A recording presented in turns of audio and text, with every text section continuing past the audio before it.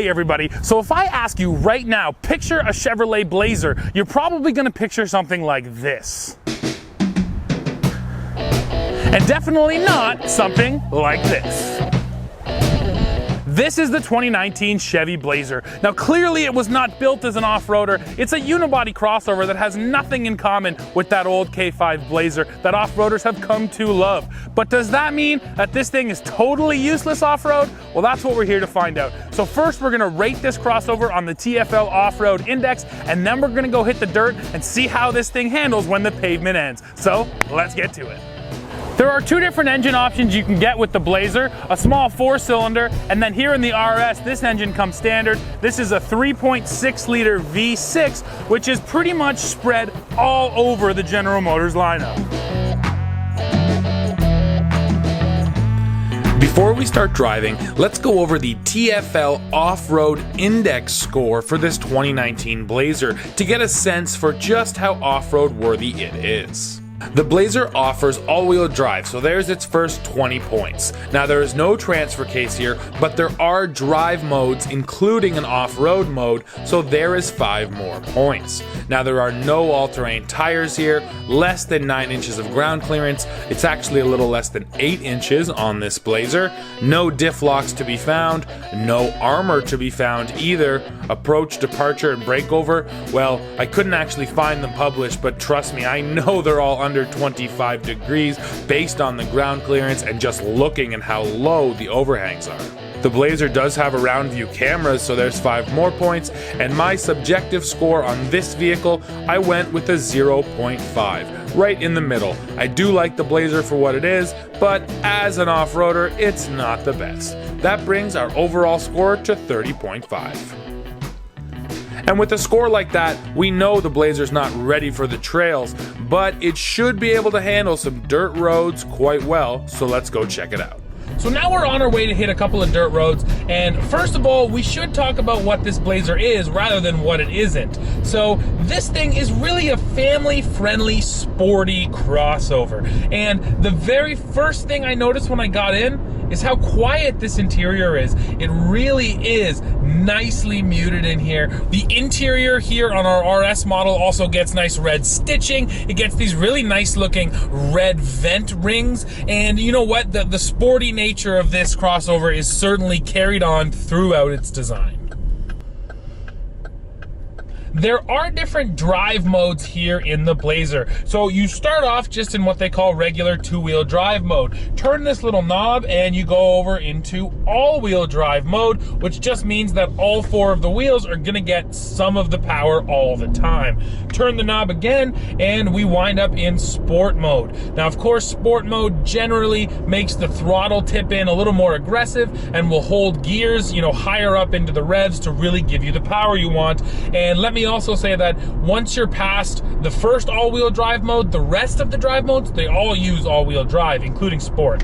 So turn the knob again, and now we get over to off-road mode. And this one is interesting. What off-road mode does here in the Blazer is it lets you play a little bit more. It's gonna let you slip more around corners. It will limit the ABS a little bit to really let you lock up all 4 wheels. And the traction control will be adjusted to allow you to get more power into the ground, as well as, like I say, slide around a little bit. And then finally turn the knob to the final position and you get over to tow haul mode, of course for towing trailers. Now here in our all-wheel drive model with the V6, this Blazer is good to tow 4,500 pounds. If you get front wheel drive or the 4-cylinder or both, of course, this Blazer, the tow rating really gets cut all the way back down to 1,500 pounds. Okay, we're on our way to the gravel roads to see how off-road mode works, but first let's see how sport mode does. I'm coming into a little twisty section of road right here, and we'll see how this Blazer feels in a tight corner. And out of this corner I'll push it, see how the acceleration is. Not bad. And floor it. And there's some power there. Oh yes. Nice feeling brakes. Okay, so it definitely has some body roll, no doubt about that, but I'd say it's a tick sportier than the majority of these sort of, family-oriented crossovers. And the nice thing about that is that the stiffness in the suspension is there when you're coming through tight corners, but then cruising down the road, it seems to really absorb bumps quite well and offer a comfy rides. Okay, everybody, here we are on the dirt. This is a gravel road, and the first thing we're gonna do is just come through this corner. I'm gonna come through at the same speed in different modes, and we'll see how it feels. A bit of a late turn. So this is just two-wheel drive mode, and turn in the gravel. Whoa, and it really snaps there. In front-wheel drive, which when in two-wheel drive, this thing is just front wheel, when it starts to plow, it suddenly cuts some of the power, and then it really snapped hard back to the left on me there.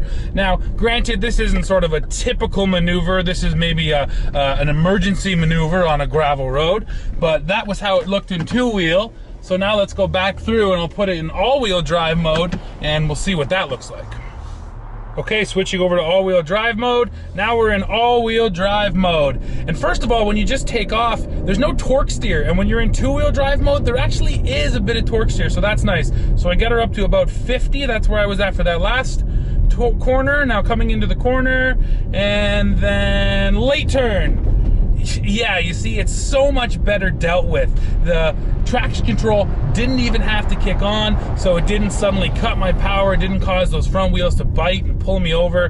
The vehicle just responded exactly how I wanted it to. When I turned left, it turned left and went exactly where I wanted it to go. So there's a really practical demonstration of how all-wheel drive can make a big difference. But now finally we're going to do the corner one more time, this time in off-road mode, or as I've been told, it's called rally mode, and we'll see how much fun it lets me have. Okay, now we'll take the corner one more time. This time we're in off-road mode, so I will have all four wheels pulling me through, but it should also help me slide a little bit, up to speed about 60, and it dulls the throttle response. I noticed that right away. Now into the corner and late turn. And, oh, nice. Yeah, I did have just a little bit of a power slide with it, which wasn't quite there in just regular all-wheel drive mode, but just like in all-wheel drive, all four wheels driving nicely pulled me through that corner. The biggest difference I felt was just how the throttle response was totally dulled when I was in off-road mode. So I guess the idea there is, if you are in a tricky situation, you want slow speed control, it's gonna give you that. If you want a touchy throttle though, stick it in sport mode.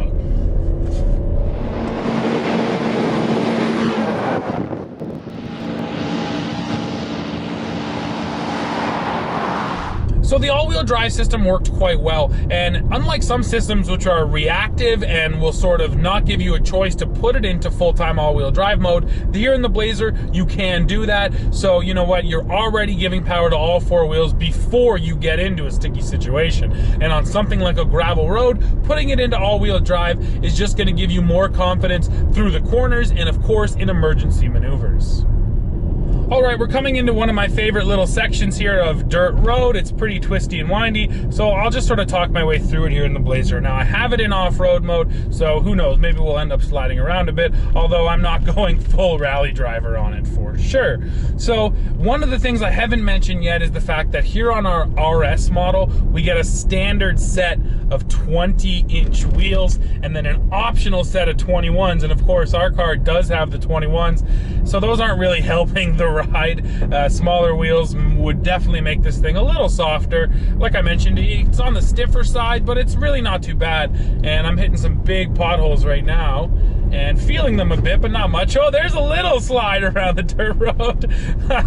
And off-road mode really does let you have some fun without making it feel scary. It lets it slide around just a little bit. No sliding around that corner, but I took her slow. It's a blind corner.